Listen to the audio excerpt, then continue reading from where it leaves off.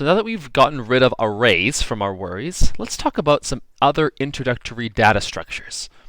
We're going to be learning a few more types later on in the course, which are really useful, but I want to cover 3 types native to Python right now that you will find really useful in different contexts. The one that you use most often, I'll just kind of keep the other ones off our mind for now, would be the lists type. Before we get into that, I want us to recognize that lists are heterogeneous in Python, which means they allow diverse data types, meaning I can put a string into a set of int data, or I can put a character into something with objects, or I can mix and match everything if I want to. In a lot of cases, we won't want to mix and match because we might want to iterate through a list and perform operations, say math operations, where if we had strings in the mix there somewhere, it would break things. So we generally still want to try to keep to just one type of data, but you have the flexibility to have multiple types in one list or one of the other types of data structures we're covering here, if you'd like. So, without further ado, let's begin with our lists. Lists are what we call ordered, changeable, and allowing duplicate data structures. Ordered means that it has a consistent and defined order.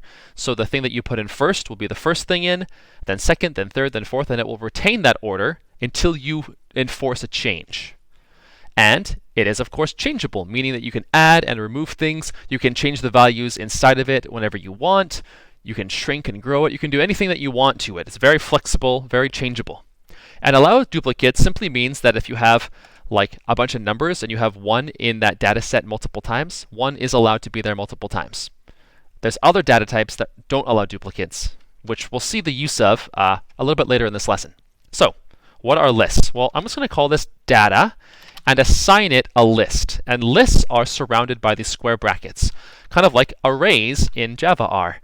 And they behave fairly similarly, although the auto growth of them is really nice. So let me just initialize one with some numbers. 1, 2, 3, 4, 5 in my data. And let's print it out, my data, and just see it on display here. 1, 2, 3, 4, 5. Awesome. And let me prove to you that we're actually working with a list by printing out the type for this, which is a list class. So there we go. This is a list. What if you want to create an empty list? One that's just kind of, you want data2 to be considered something you can work with and reference later on, but you want it to be empty initially. Well, you can actually just go list and run its constructor, like so. And this is going to define data2 as a list, although the contents of data2 will be empty because you've initialized it to be empty. So there you go. You can make one pre-populated with data, or you can make one with a constructor. And if you really want to, you could make one with a constructor and the data inside of it. That's kind of no point, but you're able to if you want to. I'll leave it like that for now. Actually, I'm just going to leave it like this, the basic way of initializing it. So what are we able to do with a list? Well, it's part of something called an iterable. And this is a really important concept. I'll talk about that in probably the next lesson, honestly, about how we can use iterables to kind of loop over data really easily, iterate over it, look at things one at a time in a consecutive way. And the data inside of a list is iterable. And one thing that we can do on iterable data is run a length check by putting len with our brackets around it. So if I go, actually, let's just rename these all just to data now. Just have one variable. In fact, we're good here. Let's just look at the length of our data, and we'll see that it has 5 entries in it. If I erase one, it has 4. There's some proof for you. So we're able to run the length on this data. Okay, that's really helpful. But what else can we do with it? This is an object, meaning that we have a whole bunch of functionality that's kind of built into Python that we can access. And I want to show you a few right now.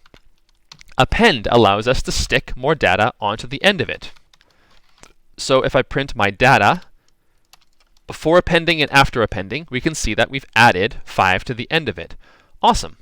All right, what about insert? Well, insert requires 2 pieces of information. You can see them popping up right here. First is an index, and second is some kind of an object. An index means which slot number we're at. And from the previous lesson, you know, or the 2 lessons ago, that the first slot is 0, then 1, then 2, then 3, and so on. We always start with 0 and end at the length minus 1. So if I wanted to insert at slot 2 here, that would be right here. So, comma, what am I going to insert? I'm going to insert the number 11. And if I run this, I see that 11 was put into the second slot, and it bumped the other data down. So now there's 5 entries, but the 11, it didn't replace the 3 because I'm inserting. It actually just bumped it along. What about if I remove the second slot from my data? Well, in this case, I'm actually getting rid of, well, in this case, it's not the slot I'm referring to for the remove, so this is it's a good idea to experiment with this and see what's going on, because the remove method actually looks for an element inside of the list and removes the thing with this value. What if I tried to remove 6, which is not a part of the data set? I get an error. It's not in the list, so I can't actually remove it. Only pieces of data that are inside of it. So if I remove 4, it takes away the 4. So it's kind of like I search through for an entry that I'm looking for and remove that specific value, which is pretty useful. Okay, what else do we got here? Well, I can actually sort my data. What if I had 3, 5, 3, 6, 2, 7, a bunch of data in here that is kind of out of order? What's going to happen to it if I run the sort on it? Well, Python knows or assumes that we're going to want to have this listed in numeric order. Something that I can do afterwards is run this reverse method on my data and see that it is now not only sorted, but reversed. I can actually do this in the same line. When I sort something, I can say reverse equals true. Kind of a one-liner that does the same thing. I've sorted it and reversed it. Just to show you another important thing that you might want to be aware of here. Let's say I had like apple, orange. I have a, let me spell right here. I have a list with zoo, panda, aardvark. I hope that's how you spell it, otherwise it's awkward. And let's go with mouse. And I mean, I don't know why I mixed and matched these ideas, but whatever. It's not an IQ test. It's just an example in coding class. And I have this data that I print out. And what happens if I sort this data when it's alphabetical information? Let's see. It's going to take it and actually alphabetically organize it. Cool, that's kind of built in. And if I reverse set true and run this, reverse alphabetical order. Awesome. So I have the ability to run all sorts of cool little pieces of functionality just on this basic data type by itself. I can also look for the index of a particular entry. So what if I'm looking for the mouse? Where is it located in this data set? The mouse. And oh, I actually want to print this index. I just want to run it. Let's print it. It's the 5th index slot. So slot 0, 1, 2, 3, 4, 5. There it is. So in this case, I'm able to locate an entry's element by looking for the index of it. Lots of cool functionality. And I recommend, well, here's one that clears all the data. I can copy it over to other things. A couple more extensive ones that I want you to try out yourself. Do a bit of research.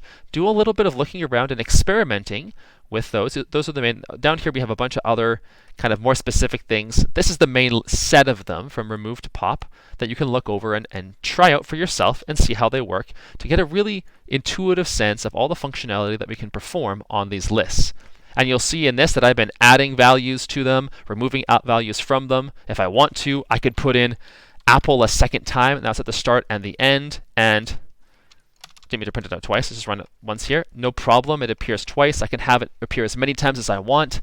So lists, really flexible, just containing a bunch of information that I can add or remove, add to, remove from, search through, organize, lots of cool stuff. All right, so let's leave that alone for now and back this up here and look at our second type that we call a tuple. A tuple, I'm going to call this data tuple, is initialized with our circular brackets rather than our square ones. And in this case, 1, 2, 3, 4, 5, I could still have that same type of data inside of this, print it out, and I see it popping out like before. But what's the type of this data? Just to prove that we're working with a tuple here. There it is. So here we go. Same idea as before as well. I can actually initialize a tuple like this, and it's going to be an empty tuple, but still the type tuple. So I can initialize an empty one if I want to for some purpose. But let's just go back and have the value in place.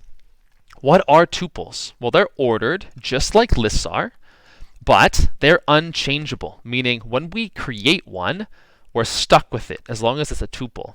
So we're kind of like locking in a certain set of data in a certain order.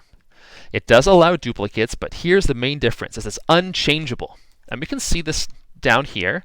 Let's just go to our data tuple dot, and we have a lot less functionality right off the bat. It's a lot more limited. We see that we have the ability to search for the index of something. So what's the index of the third, or of the number 3 here? Oops, I want to print it. It's the second element. Okay, so that still works. And I'm able to get a count of it. So I actually need to, with count, run count. Oh no, sorry. I didn't show you this one in the last one. I was thinking of length. Count here is how many I have of a certain entry. So I look for the count of 1. There's 1 of them. If I add a bunch more 1s and run this, there's 7 1s. I can count how many of that entry are inside of it. So that's present in a tuple. So count and index, but there's not really, well, I won't talk about this specialized add stuff. It's not relevant for us right now. I actually can't append like I did with my data. Notice up here, I can append, adding information to the end of it. Tuples, I can't add or remove elements from it. I'm stuck with what I have from the start. This is useful because there might be times in our code where we have some kind of organization that we want. Maybe I have information like that I want to store that might be the name, a name of somebody, and then their phone number, some actual like string data for phone number maybe in that place. Maybe they have an ID. Maybe they're the 5th customer that you have, and maybe they have an account balance of some amount. And so I want to have each data entry have data always in this order: the name, the phone number, the client number, and the dollars. I want it to be locked in so that when I first create it, I just have that information. But you might be thinking right away that, oh, this is not like maybe the best idea, because what if I want to change some information later? It's unchangeable. Well, we are able, if we want to change things, to do a little trick with our tuples, which is to actually allow lists to help us do some conversions. So what I can do is I'm just going to call this list convert for now. And what I'm going to do is I'm going to use my list constructor to take in my tuples data and convert it to a list. And I'm going to print this list, converted list here. And so I have my list being printed out here of that information. But now that it's a list, I can append some more information to it. Maybe I want to, actually access. Now here's some older syntax for different things. Slot 0, 1, 2, 3. I want to set the value of slot 3 to be 32.99 instead. So this is another way of accessing an element, or I can actually change its value. Should have talked about this above, but at least I got to it at some point, didn't totally forget it. And so now I'm going to, let's see what this new list convert looks like. I've changed the value of it, and now if I want to, I could actually take this back to my data tuple to be set to a tuple of this converted list. And then I can print out this data tuple and see that I have it back in tuple form. You can see from the circular brackets that the data is now back in place, but I've changed the entry because I temporarily allowed it to be changeable by converting it to a list and then converting it back. This might seem like a lot of work. Why not just have it as a list in the first place? Well, you very well might have wanted to, but there's some contexts where having a tuple anywhere except the one spot you change it could prevent you from accidentally editing or changing data when you don't want to. It's like a nice little safety net that you could work with. So tuples, pretty simple, but pretty powerful in their unchangeable nature. I'll leave this one up here as we pull up our third type.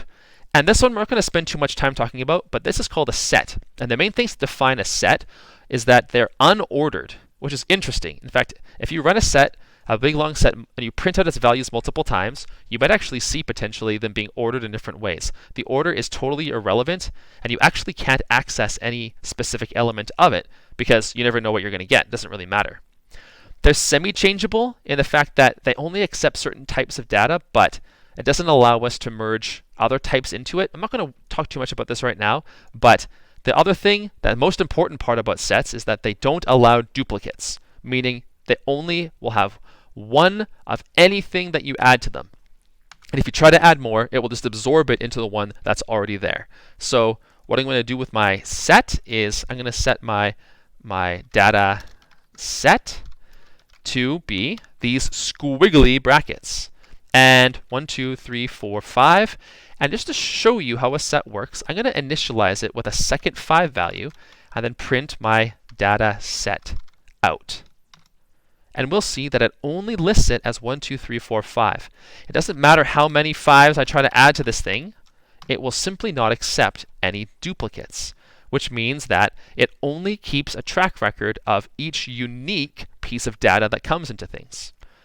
Okay, so one of the unique things that we can use this for is to kind of keep track of like master lists of do I have any of something in this data set? I can convert it into a set from a list, and then in the conversion from a list to a set, it will remove all of the duplicates and leave me just with the raw individual elements, which I can generate a nice database from, or just a master reference to all the things that I have. Anytime I don't really care about the number of things inside of it, it's a nice data structure to use to kind of coordinate that effort. What can I do with the data set? Well, I mostly want you to explore and see, but we can remove elements, we can add things, we can clear all the information inside of it. We can also find some interesting other things that were not really too relevant to what we're going to do right now, finding if it's a subset or if it's disjointed from other types of connectivity from different pieces of data. But for the most part, we just want to think about the idea that because it doesn't allow duplicates, it prunes off any duplicate values, but still retains that core individual information idea. All right, so we have these few different introductory data structures to work with. The most common one you'll use will definitely be lists, but the other ones have some niche times and places where you might want to implement them. And in the next and final video of this section, I'm going to show you how you iterate across them, meaning how you access all the elements of a list really easily and can perform some functionality of them in really efficient ways. See you in it.